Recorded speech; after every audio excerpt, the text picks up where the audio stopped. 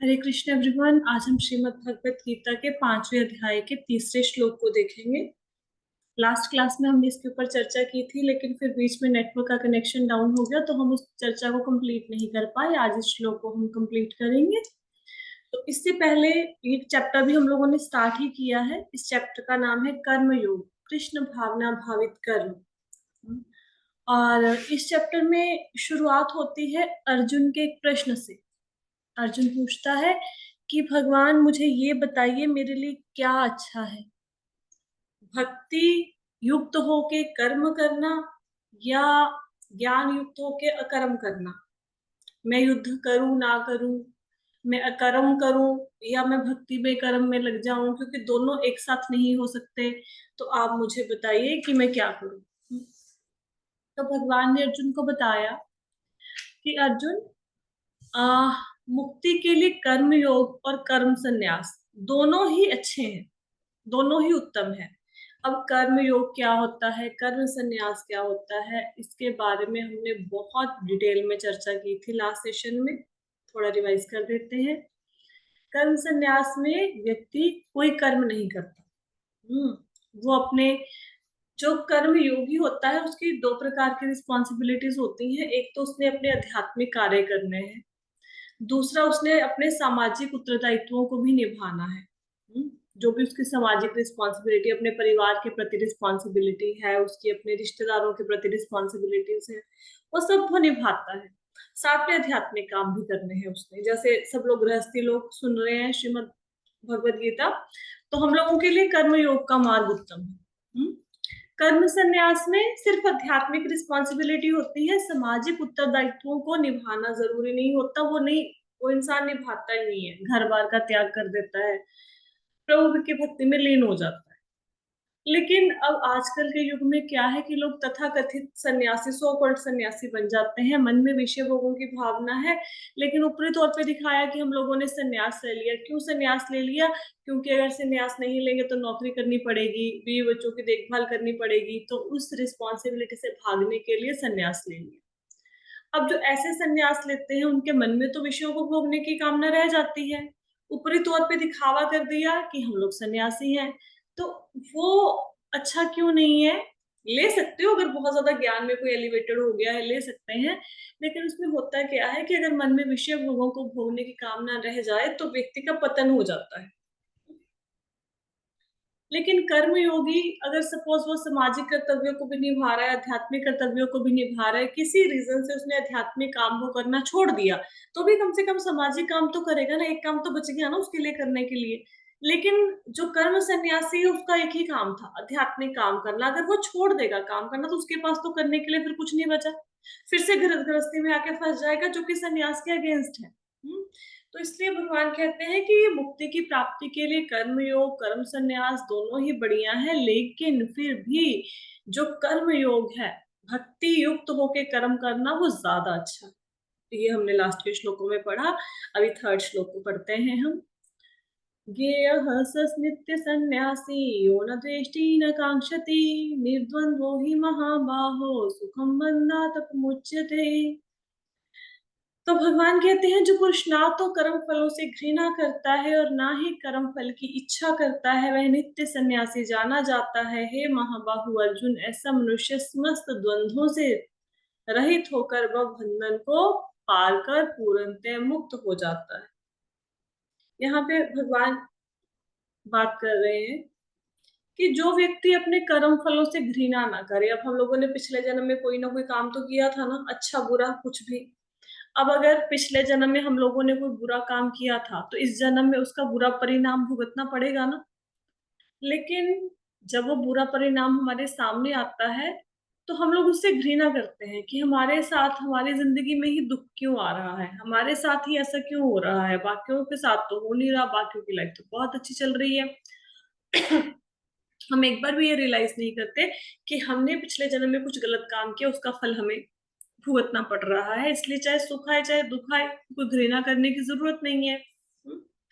तो कहते हैं जो पुरुष अपने कर्म फलों से, जो पूर्व जन्म में कर्म किए थे उनके फलों से घृणा नहीं करता, भले ही वो बुरे मतलब उस जो आज के लाइफ में उसको दुख सहन करना पड़े, भले भले ही उसको मुसीबत सहन करनी पड़े, लेकिन वो उससे घृणा नहीं करता दुखों से, ना ही कर्म फल की इच्छा करता है। इसका अर्थ ये है कि इस जन्म में जो वो काम कर रहा है, जो अच्छे काम कर रहा है, वो ये नहीं सोचता कि अगले जन्म में मुझे इसका पुण्य मिलेगा तो मैं अगले जन्म में कोई अच्छे घर में पैदा हो जाऊंगा या इसके बदले में मुझे स्वर्ग मिल जाएगा। ऐसा नहीं। पिछले जन्म के जो पाप कर्म है अगर वो सामने आए तो उसको प्रेम पूर्वक भुगता, कोई घृणा नहीं पाप फलों से, उसके उसके कर्म फलों से। और इस जन्म में जो किया उसके लिए कोई इच्छा नहीं कि मुझे इसका अच्छा फल मिले। ठीक है। कहते वह नित्य सन्यासी जाना जाता है अगर कोई इस स्टेट ऑफ माइंड में है। सुख दुख में समभाव है, लिखा है ना नेक्स्ट लाइन में, ऐसा मनुष्य समस्त द्वंद्व, द्वंद्व का मतलब होता है ड्युअलिटी, ड्युअलिटी मतलब सुख दुख, लाभ हानि, जय पराजय, जो इस ड्युअलिटी से परे है वो भव बंधन को पार कर जाता है। ऐसी स्थिति में मनुष्य कब आएगा? जब मनुष्य को ये पता लग जाएगा कि मेरी वास्तविक जो स्थिति है, मैं भगवान का दास हूं, मैं उनका अंश हूं। मेरे में क्वालिटीज तो भगवान जितनी है लेकिन उनकी क्वांटिटी भगवान जितनी नहीं है। कैसे समझेंगे इस बात को? जैसे एक समुंदर है, समुंदर के अंदर से आपने एक गिलास पानी का भर लिया। अब जो समुंदर के पानी को थोड़ा सा पियोगे वो भी नमकीन है, खारा है, और गिलास में जो पानी भरा समुंदर का उसको पीने की कोशिश करोगे तो वो भी खारा है, नमकीन है। इसका मतलब ग्लास का जो जल है और जो समुंदर का जल है उन दोनों में क्वालिटी मतलब गुणात्मक दृष्टि से कोई भेद नहीं है। जैसे हम कह सकते हैं कि एक बच्चा है, बच्चे में पिता के गुण आ जाते हैं ना, आपने बहुत बार देखा होगा कि ये तो अपने पिता पे गया है, ऐसा कहते हैं ना, तो बच्चे में पिता के गुण आ जाते हैं। लेकिन हम ये नहीं कह सकते कि बच्चा पिता है, ये तो नहीं कह सकते। हम्म इसी प्रकार जो ये भगवान है, हम में और भगवान में गुण एक जैसे हैं क्योंकि हम उनके बालक हैं। भगवान सच्चिदानंद है, सत्य चित आनंद से परिपूर्ण है, मतलब भगवान शाश्वत है, परमानेंट है। भगवान परमानेंट है, वो शुरू से थे हैं रहेंगे। हम भी परमानेंट है, हम भी शुरू से हैं थे रहेंगे। आत्मा तो हमेशा कभी मरती नहीं है।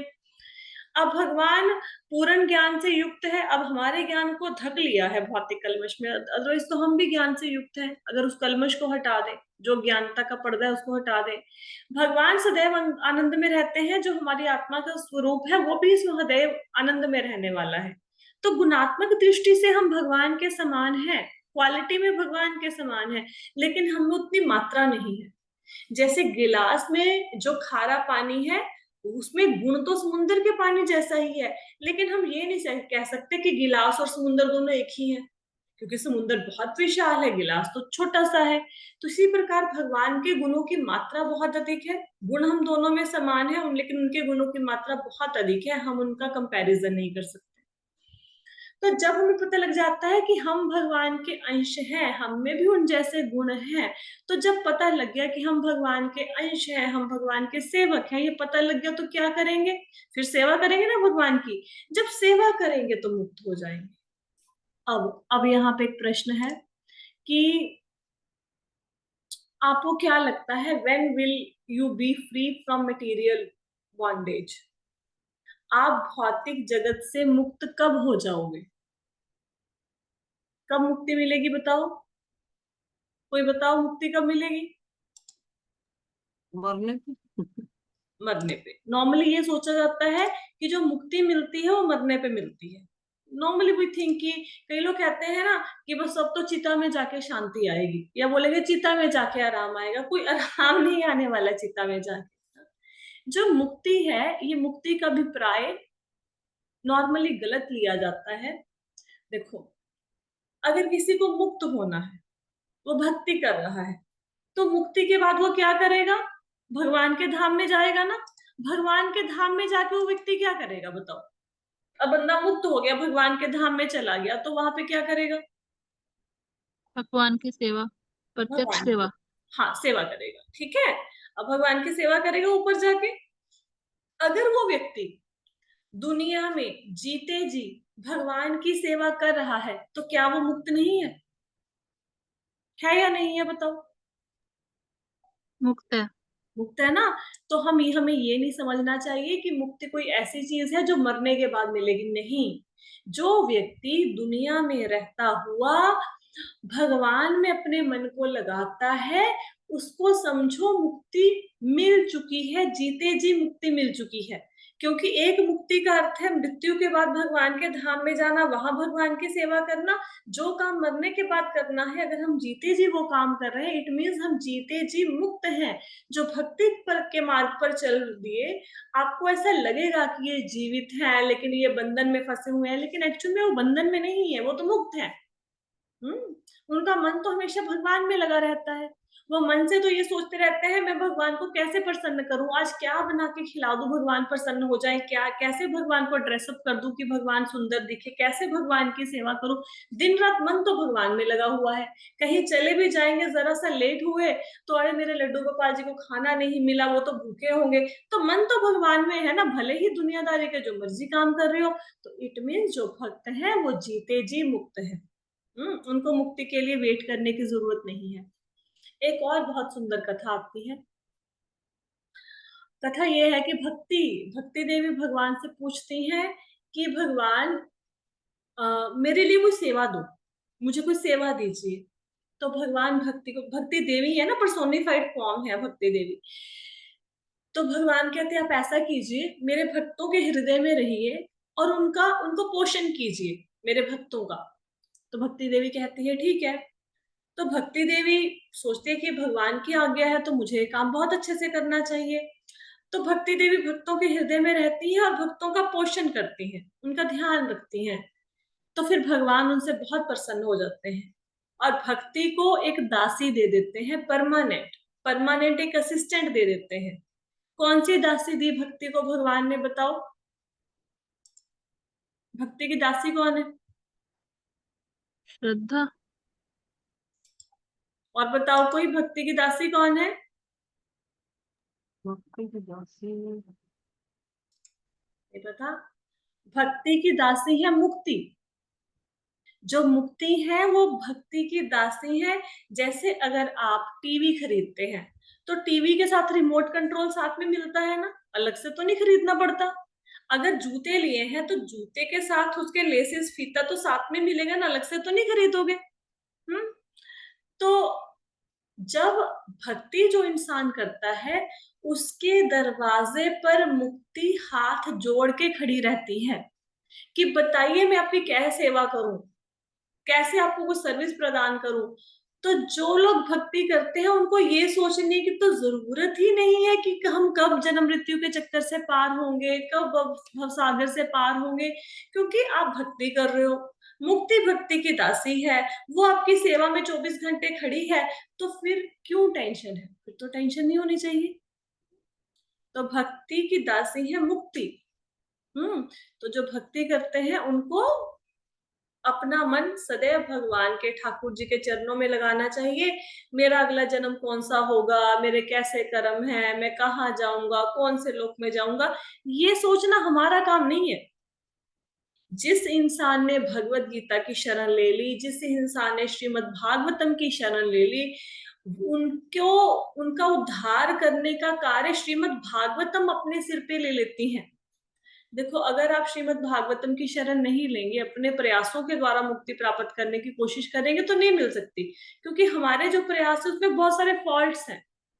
हमारी भक्ति तो अब हमें पता ही है, मतलब बिल्कुल घिसट घिसट के तो हमारी भक्ति हो रही है। लेकिन जब हम श्रीमद् भागवतम की शरण लेते हैं तो श्रीमद् भागवतम आपका भार अपने सिर पे लेती है, आपका उद्धार करने का। अब डूअर आप नहीं है, अब डूअर श्रीमद् भागवत है, मैं वो आपको पार लगाएंगे। इसलिए श्रीमद् भागवतम का इतना महत्व है। इसलिए बोला जाता है कि श्रीमद् भागवतम पढ़ लो पढ़ लो पढ़ लो, क्योंकि तब रिस्पॉन्सिबिलिटी श्रीमद् भागवतम की है, हमारी नहीं है। इसलिए इन ग्रंथों की शरण ली जाती है, स्पेशली भगवद गीता और भागवतम, ये दो बेस है हमारा। आगे चलते हैं। यहां तक समझ आया? सब कुछ श्लोका समझ आया? आगे चलते जी माता जी। ठीक। मेरे ना अपने जीवन में ना एक बात देखी है, अपने पूरे जीवन में ना एक ही मेरा पैटर्न चलता है। अगर मैं किसी चीज से भाग लूं ना कि ये चीज मुझे नहीं करनी, तो मुझे ना अगले ही दिन वही चीज करनी पड़ जाती है। तो अभी माता जी ने प्रश्न पूछा था कल परसों कि माता जी सांख्य योग क्या होता है, तो मैंने इनको बताया कि श्रीमद् भागवतम पढ़ेंगे ना तब बता देंगे, अभी रुक जाओ, मतलब सांख्य योग अब अगले ही श्लोक में श्रीमद् ये आ गया, सांख्य योग आ गया। ऐसे ही पहले क्लास में क्या हुआ था, मैंने एक दिन सोचा कि नहीं इनको मनवंतर वगैरह बताना, मतलब बहुत हाई लेवल की क्लास हो जाएगी, भाग ही ना जाए सब लोग, तो नहीं सिखानी कैलकुलेशंस। वो अगले ही श्लोक में फिर से मनवंतर आ गया, फिर वही सिखाना पड़ गया। तो अभी सांख्य योग आ गया, बताना पड़ेगा, थोड़ा ध्यान से क्लास को अभी कान खोल के सुनेंगे तब समझ आएगी, नहीं तो पूरा का पूरा ये श्लोक ना सिर के ऊपर से निकल जाएगा, कुछ नहीं समझ आने वाला। तो अगर कोई काम कर रहे हैं, किसी से बात कर रहे हैं, तो कुछ देर के लिए उस कथा को मतलब अपने काम को विराम दीजिए और कथा सुनिए ध्यान से, इस वाले श्लोक को स्पेशली। श्लोक 5.4 है, सांख्य योगो पृथक बालः प्रवदन्ति न पंडितः एकमपस्थितः सम्यग् उभयोर्विन्दते फलम्। इसमें भगवान कहते हैं ज्ञानी ही भक्ति कर्म योग को भौतिक जगत के विश्लेषात्मक अध्ययन सांख्य से भिन्न कहते हैं। जो वस्तुतः ज्ञानी है वे कहते हैं जो इनमें से किसी एक मार्ग का बलि भांति अनुसरण करता है वह दोनों के फल प्राप्त कर लेता है। अब थोड़ा सा मुश्किल लग रहा होगा, तो इसको इजी करने के लिए सबसे पहले एक चीज समझते हैं कि सांख्य योग क्या होता है। ठीक है, अब ध्यान से मेरी बातों को सुनना है, अगले 10 मिनट के लिए बहुत आराम से सुननी है बातें। सांख्य योग में प्रकृति के 26 तत्वों को 26 तत्वों का एनालिसिस किया जाता है। सांख्य योग में प्रकृति के 26 तत्वों का एनालिसिस किया जाता है। अब अगर ये लाइन आपको नहीं समझ आई तो इजी भाषा में समझाते हैं। आपके सामने किसी ने खीर बना के रख दी, आपको खीर बहुत पसंद आ गई। अब आपने देखा कि इसमें क्या क्या डाला है, तो आपने देखा अच्छा इसमें दूध डाला है, इसमें चावल डाले हैं, इसमें चीनी का टेस्ट आ रहा है, अच्छा इसमें ड्राई फ्रूट्स भी डले हुए हैं, अच्छा इसमें तो केसर भी नजर आ रहा है। तो ये क्या हो गए, ये हो गए खीर को बनाने वाले तत्व, उसके इंग्रेडिएंट्स। ठीक है, जिन इंग्रेडिएंट से मिलके खीर बनी। अब उस एक एक इंग्रेडिएंट का एनालिसिस करना भी आप क्या कर रहे हो खीर खा के, पहले तो जस्ट खीर खा रहे हो, खीर सामने आई, जैसे हम लोगों के सामने खीर आई हम खा लेंगे। एक होता है कोई व्यक्ति उस खीर को बनाने का विधि ढूंढता है कि खीर बनी तो बनी कैसे, थोड़ा मैं भी घर पे जाके बनाऊंगा, थोड़ा सीख ले, है ना। ऐसे होता है ना, जब भी आपने कोई अच्छी स्वादिष्ट कोई डिश खाएं तो थोड़ा सा उसके इंग्रेडिएंट्स को देखते हैं कि बहुत स्वाद बना है, देखिए इसमें क्या क्या डाला है ना। तो वो इंग्रेडिएंट हो गए तत्व। अब आपने तत्वों को देख लिया, ठीक है। अब यहाँ पे सांख्य योग में भी ऐसे ही जैसे पूरे जगत को देखा।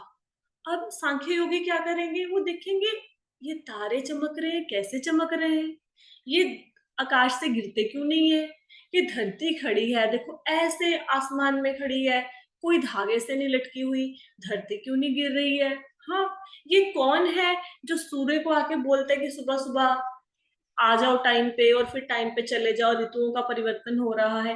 ये सारी सृष्टि बनी किन चीजों से है, जैसे खीर में हम देख रहे हैं ना खीर बनी किन चीजों से, तो व्यक्ति देखेगा ये किन चीजों से ये सारा जगत बना है, थोड़ा देखें तो सही।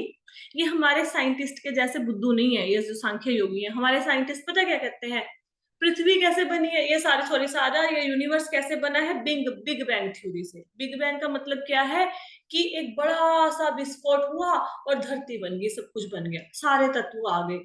आप कभी भी देखो, कभी विस्फोट से कोई चीज बनती है। अब सपोज आप लोगों ने सूप बनाना है, ठीक है, या खिचड़ी बनानी है, सपोज खिचड़ी बनानी है तो आप कुकर लेंगे, कुकर में दाल डालेंगे, चावल डालेंगे, पानी डालेंगे, नमक डालेंगे, उसकी सीटी लगवाएंगे, तभी खिचड़ी बनेगी ना। अगर आप बोलो कुकर को रख दो, मतलब वहां पे डाल के सारा पानी वगैरह डाल के रख दो और इतना प्रेशर तेज कर दो, इतना प्रेशर तेज कर दो कि कुकर फट जाए। अब जब फट जाएगा कुकर और आपकी किचन ध्वस्त हो जाएगी, पूरे बम विस्फोट हो जाएगा, फिर उसमें से ढूंढ ढूंढ के खिचड़ी को खाएंगे, खिचड़ी कहाँ है। Is it possible? कभी ये देखा है कि विनाश से कोई चीज की उत्पत्ति होते देखी है? कभी भी विनाश से। बम, दिवाली है, बम फूटेंगे, बम के फूटने के बाद कभी देखा उसमें से पौधा निकल आया? कोई पशु पक्षी निकल आया, कभी विनाश से कुछ सृजन हुआ है? कभी नहीं हुआ। लेकिन साइंटिस्ट ऐसा मानते हैं, तो हम क्या किया जाए। अब बुक्स में है, बच्चे पढ़ते भी हैं और उनको याद करके नंबर भी लेने पड़ते हैं, लेकिन एक्चुअली हम लोग बिग बैंग थ्योरी से नहीं आया ये यूनिवर्स, ये कोरी बकवास है। तो वो क्या करते हैं सांख्य योगी, अब देखते हैं पृथ्वी ये सब मतलब कैसे बना, सारा यूनिवर्स कैसे बना। तो उसके लिए वो 26 तत्वों का अध्ययन करते हैं। ये 26 तत्व किसने बताए हैं? ये बताए हैं भगवान कपिल ने। भगवान कपिल कौन है? भगवान कपिल भगवान के अवतार हैं। ये भगवान कृष्ण के ही एक अवतार हैं जो कपिल भगवान कपिल है, और इनकी माता का नाम है देवहूति। तो उनको ज्ञान देते हुए देवहूति अपनी माता को ये ज्ञान दे रहे थे, उस समय उन्होंने सारे तत्वों का वर्णन किया है। अब हम इन 26 तत्वों को समझने की कोशिश करते हैं। पहले गिनते जाना, ठीक है। 26 तत्वों में सबसे पहले तो आ गई 5 ज्ञानेंद्रिय। ज्ञानेंद्रिय जो हमें ज्ञान देती है। ज्ञान किससे होता है? आंखें ज्ञान देती है ना, कोई वस्तु पास है या दूर है।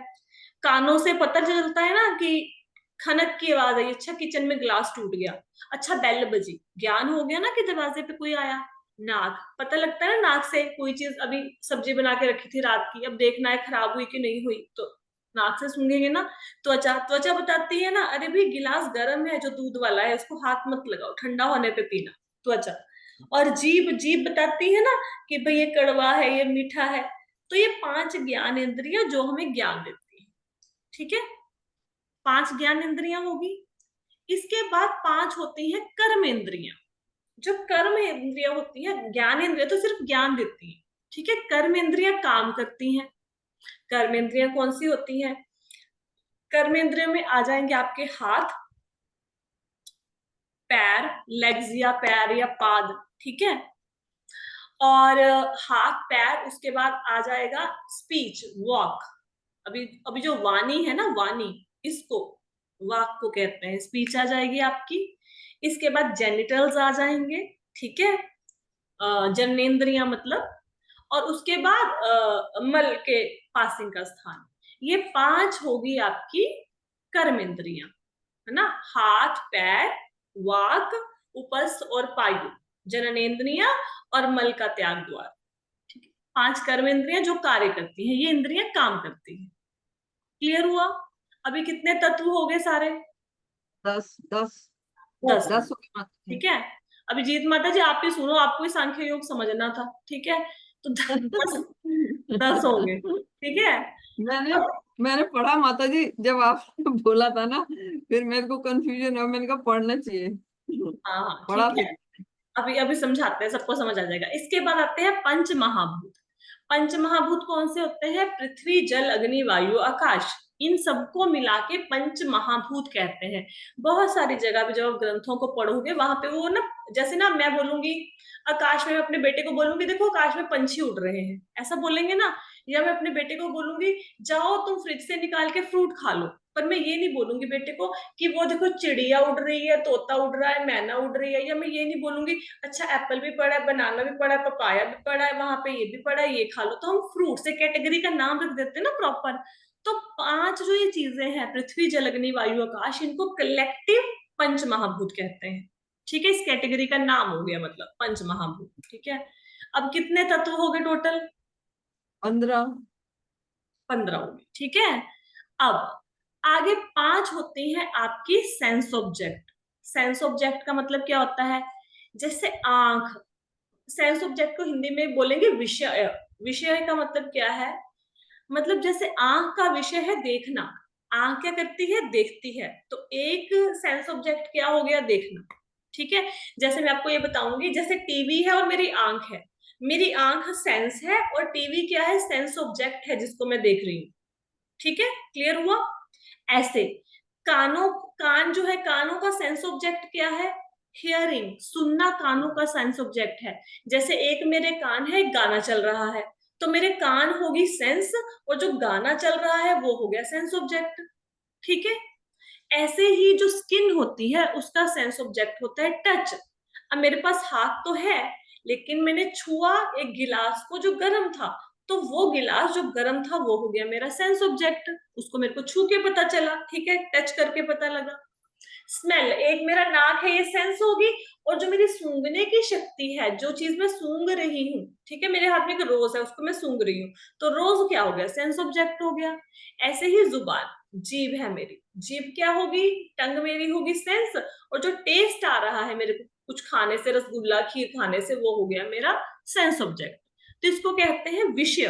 पांच विषय, पांच इंद्रिय, पांच इंद्रियों के पांच विषय, ठीक है। तो कितने हो गए अब टोटल? 5 20 हो गए माता जी। 20 हो गए, ठीक है। तो टोटल 26 में जाना है ना हमने। आगे चलते हैं। अब इनके बाद 3 सूक्ष्म तत्व होते हैं, जिन मतलब हम ये पढ़ रहे हैं यहाँ पे सांख्य योग में कि पूरा यूनिवर्स, हम लोग, हम सब कैसे बने, ठीक है। तो 3 सूक्ष्म तत्व में आते हैं मन, बुद्धि, अहंकार। इनको सूक्ष्म तत्व क्यों कहा जाता है? क्योंकि आप इसको दिखा नहीं सकते। अब मैं बोलूंगी आप इंटेलिजेंट हो, आप बोलोगे हाँ जी माता जी इंटेलिजेंट है। तो मैं बोलूंगी दिखाओ अपने इंटेलिजेंस को, मेरे हाथ पे रख दो, तो दिखा थोड़ा ना सकते हो। अब मन है, आप बोलोगे मेरा मन परेशान है, तो मैं बोलूंगी मेरे हाथ पे रख के दिखाओ मन, रख सकते हो? नहीं, वो है लेकिन दिख नहीं रहा, ठीक है। अहंकार, अहंकार का मतलब यहाँ पे घमंड नहीं है कि उनके पास बड़ा पैसा आ गया उनको अहंकार हो गया, उनके पास गाड़ी आ गई उनको अहंकार हो गया, उनका घर बन गया अहंकार हो गया, ये वाले अहंकार की बात नहीं हो रही। अहंकार का मतलब होता है फॉल्स ईगो। फॉल्स ईगो का मतलब होता है कि हम अपने आप को ये माने कि मैं शरीर हूं, मैं आत्मा नहीं हूं। शरीर हूं तो शरीर के लिए बस सारा दिन खाते रहो, बनाते रहो, टीवी देख लो, गप्पे मार लो, सो जाओ, बस।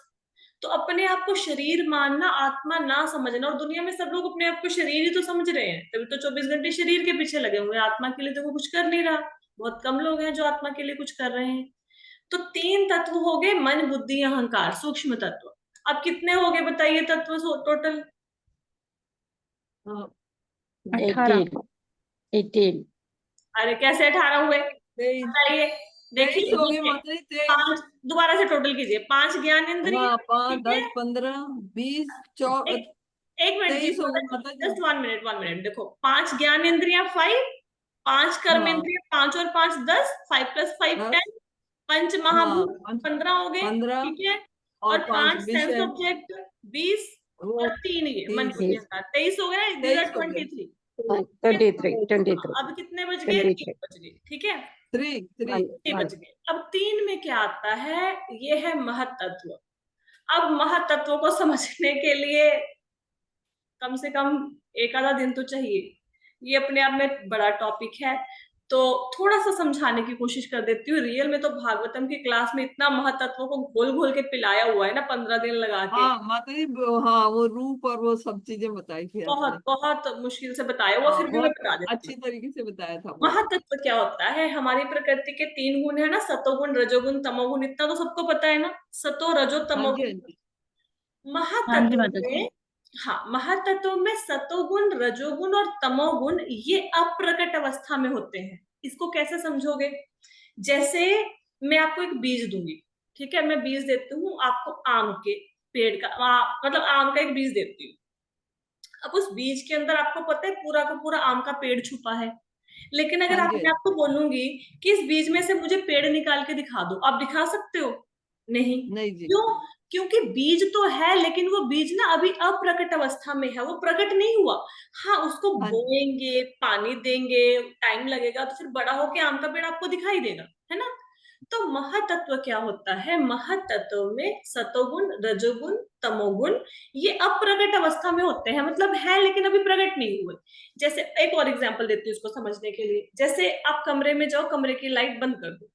अब आपके कमरे में टीवी है, बेड है, सोफा है, एसी है, पंखा है, सब है, लेकिन अभी वो दिख नहीं रहा। कब दिखेगा? जब लाइट ऑन कर दोगे, ठीक है।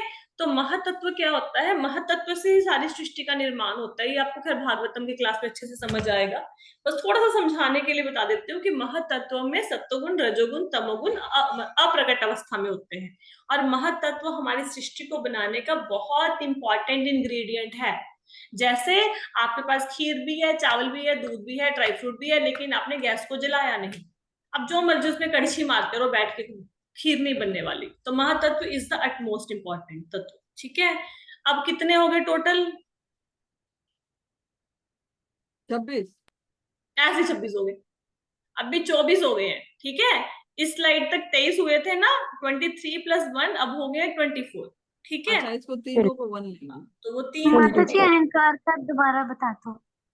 अहंकार होता है, अहंकार का मतलब है अगर कोई इंसान ये समझे कि मैं शरीर हूं, आत्मा नहीं हूं। ठीक है, अपने आप को देखो, आपको माता जी कब पता लगा कि भगवान की भक्ति करनी चाहिए, माला करनी चाहिए, क्लास लगानी चाहिए, गीता भागवत सुननी चाहिए, कब पता लगा आपको? आप बताओ। जिसका प्रश्न था वही पूछेगा, कब पता चला? बचपन से। हाँ, बचपन से पता चला, तो किसने बताया तब पता चला ना। तो हाँ लेकिन जी। क्या बचपन से आप भगवत गीता की क्लास लगाते थे, माला करते थे? नहीं। कुछ नहीं ना करते थे। तो बस पता था कि नहीं। करना चाहिए, लेकिन हम करते नहीं थे। तो बचपन से लेके अब तक हम क्या करते थे? बचपन में हम पढ़ाई करते थे, फिर हम कॉलेज जाते थे, फिर हमारी शादी होगी, फिर हमारे ऊपर घर की रिस्पॉन्सिबिलिटी पड़ गई। तो हम सारा का सारा काम जो कर रहे हैं, चाहे वो खाना बनाना, बर्तन साफ करना, चाहे डस्टिंग करना, चाहे कोई आप हाउसवाइफ नहीं होंगे या फिर कोई वर्किंग वूमेन है वो जो काम कर रही है, वो क्या है, वो सारे के सारे काम शरीर के लिए हैं, आत्मा के लिए इनमें से कुछ भी नहीं है। तो अहंकार का मतलब होता है खुद को शरीर मान के शरीर के पालन पोषण के लिए काम करते रहो, आत्मा के लिए कुछ नहीं करना। इसको कहते हैं अहंकार। अहंकार मतलब जैसे, ठीक है, एक और एग्जांपल देती हूँ। जैसे आप अपना नाम बताओ, ठीक है, आप क्या बोलोगे? आप बोलोगे मैं दीपशिखा हूं, ऐसे बोलोगे ना? ठीक है। हाँ जी। अब आपने बोला मैं दीपशिखा हूं, ये हो गया अहंकार। ये ना फॉल्स ईगो है, मैं दीपशिखा हूं। अब इसको fill in false the ego. Blanks में डालो, मैं भगवान का अंश हूं। ठीक है, अब ये हो गया रियल। अब कुछ ना कुछ तो आप ये नहीं कह सकते कि मैं कुछ भी नहीं हूं। अरे कुछ तो हो ना भैया, आप चल फिर रहे हो, सारा काम करो, कुछ तो हो। ऐसा थोड़ा हवा में भूत से बातें थोड़े ना हो रही हैं। तो अब क्या हो? अगर मैंने अपने आप को माना अपना नाम लेके कि मैं दीपशिखा हूं और मेरा काम है घर का काम करना, बच्चों को पढ़ाना, इनकी जिम्मेवारी निभाना, बस खत्म, इसके बाद मेरा कुछ नहीं, तो ये हो गया फॉल्स ईगो कि मैं शरीर हूं, शरीर से संबंधित काम करूंगी। और रियल ईगो क्या है? मैं हूं, लेकिन क्या हूं? भगवान का दास, और मुझे आत्मा के लिए काम करना है, क्योंकि मैं तो हूं तो आत्मा ना। समझ आया माता जी। जी? हाँ जी, इसमें दोनों चीजें हैं, फॉल्स ईगो भी है और रियल ईगो भी है। देखो, फॉल्स ईगो को छोड़ना होता है, रियल ईगो को कभी भी नहीं छोड़ना। ये कभी नहीं छोड़ना कि मैं भगवान का दास हूं, इसको तो छोड़ ही नहीं सकते। ठीक हाँ, है। मेरी जो हाँ। मतलब फेक आइडेंटिटी है कि भाई मैं टीचर हूँ, मैं सीए हूँ, मैं इन बच्चों की माता हूँ, वो तो इस जन्म में हो ना, अगले जन्म में कोई और माता बन जाएगी, है ना। उस आइडेंटिटी को छोड़ना है। क्लियर? जी माता जी, समझ आया। ठीक है, थैंक यू। ओके। महातत्व तक पहुंचे थे, हमारे 24 तत्व हो गए। अब हाँ करते जी। करते जब सांख्य योग इन 24 तत्वों का अध्ययन करते हैं, फिर वो पाते हैं कि भैया ये जो शरीर चल रहा है, इंसान मर जाता है, हाथ पैर तो ऐसे ही पड़े रहते हैं, दुनिया के सारे तत्व भी ऐसे ही पड़े रहते हैं, घर गाड़ी बंगला, फिर क्या चला जाता है अंदर से जो कि खत्म हो जाता है इंसान? हम कहते हैं चला गया, तो वो मानते हैं कि एक अंदर होती है सोल, आत्मा होती है। जो आत्मा है वो एक चेतन शक्ति है जो पूरे शरीर को चला के रखती है। अब सारे तत्वों का अध्ययन करते करते करते सोल तक पहुंच गए ना, कि अंदर शरीर जो व्यक्ति खड़ा है इसके अंदर आत्मा भी होती है भाई। ठीक है, अब जब आत्मा होती है फिर वो फाइनली क्या सोचते हैं कि अगर ये जो आत्मा है ना, अगर सपोज हम लोग नॉर्मल एग्जांपल दें, हम सोचेंगे अच्छा ठीक है, इन 25 तत्वों से सारा कुछ बना, आत्मा भी है, तो कोई तो पर्सन होगा ना जो डिसाइड करता होगा कि आत्मा को शरीर देना है, कब नहीं देना, कब वो धरती पे आएगी, कभी उसकी मृत्यु हो जाएगी। कोई तो होगा ना इसके ऊपर बॉस बैठा हुआ जो ये सारा निर्देशन दे रहा होगा। Who is that boss? वो है सुपर सोल। सुपर सोल मतलब परमात्मा। अब करते करते पहुंच गए ना भगवान विष्णु तक। ठीक है, ये करते हैं सांख्य योगी। ठीक है, मतलब वो सीधे सीधे खीर नहीं खाएंगे। वो पूरा पहले ऐसे उनके सामने खीर रख दो, वो खीर नहीं खाएंगे। उनको बोला ये खीर है, मीठी है, खा लो, वो नहीं खाएंगे। वो पहले सारे इंग्रेडिएंट्स को देखेंगे, फिर एक एक की मतलब वो क्या कहेंगे, एनालिसिस करेंगे, एनालिटिकल स्टडी करेंगे, और एनालिटिकल स्टडी करते करते करते करते करते वो रूट कॉज तक पहुंच जाएंगे। तो अंत में वो भगवान विष्णु तक पहुंच गए। ठीक है, ये है सांख्य योगी। लेकिन पहुंच तो भगवान विष्णु तक ही गए ना। लेकिन अब ये जो भक्ति योगी होते हैं, भक्ति योगी क्या करते हैं? भक्ति, दोबारा से श्लोक पे चलते हैं। भक्ति योगी क्या करते हैं? भक्ति योगी ये नहीं देखते उनके सामने बस खीरा ही खा लो, उनको नहीं मतलब कि इनके साथ इसमें चावल डले, घी डला, क्या डला, दूध डला, कोई मतलब नहीं है। भक्ति योगी कहते हैं कि भाई कृष्ण भगवान है, हमने मान लिया, बस खत्म, और भगवान की भक्ति शुरू कर दी। ठीक है। तो सांख्य योगी क्या करेंगे, सबसे पहले वो ढूंढेंगे पेड़ कहाँ है, पेड़ की रूट कहाँ है, पहले बहुत घूम घूम के सब तत्वों के बारे में पढ़ के वो रूट तक पहुंचेंगे, फिर उसको पानी देंगे कि अच्छा ये पेड़ की जड़ है, इसको पानी दो। भक्ति योगी क्या करेंगे, कहेंगे अच्छा ठीक है ये जड़ है, इसको पानी देना है, हमें क्या मतलब, बस पानी दे दो। लेकिन भक्ति योग का लक्ष्य भी भगवान तक पहुंचना है, और सांख्य योग या जो आप कर्म संन्यास कह लो, उनका लक्ष्य भी पहुंचना है भगवान तक। बस वो घूम घूम के पहुंचते हैं, भक्ति योगी सीधे भगवान तक पहुंच जाते हैं, सीधे स्वीकार कर लेते हैं कि हाँ कृष्ण भगवान है। ठीक है। तो दोनों में से किसी भी मार्ग पर चलो, ये मर्जी अपनी है, पहुंचोगे एक ही जगह पे। ठीक है। अब देखो घूम घूम के जाना है कि सीधे सीधे जाना है, ये अपनी मर्जी है। सांख्य योग समझ आया सबको? हाँ माता जी, एक चीज है, ये जो महत तत्व है, इसका मतलब इसके अंदर तीन चीजें आएंगी फिर। हाँ, महातत्व के अंदर सतो रजो तमो गुण जो होता है, हाँ, ये अप्रकट हाँ अवस्था में होती है। महातत्व से भी पहले प्रधान होता है, वो खैर आपको भागवतम की क्लास हाँ में पढ़ाया होगा। हाँ, प्रधान बताया था आपने। ठीक है। हम्म। आई होप सो कि श्लोक का क्लियर हो गया होगा। कल फिर से श्लोक के ऊपर, क्योंकि अभी तो समय खत्म होने वाला है ना, कल थोड़ा सा इसको फिर से रिवाइज कर लेंगे, कल तक आपका एक श्लोक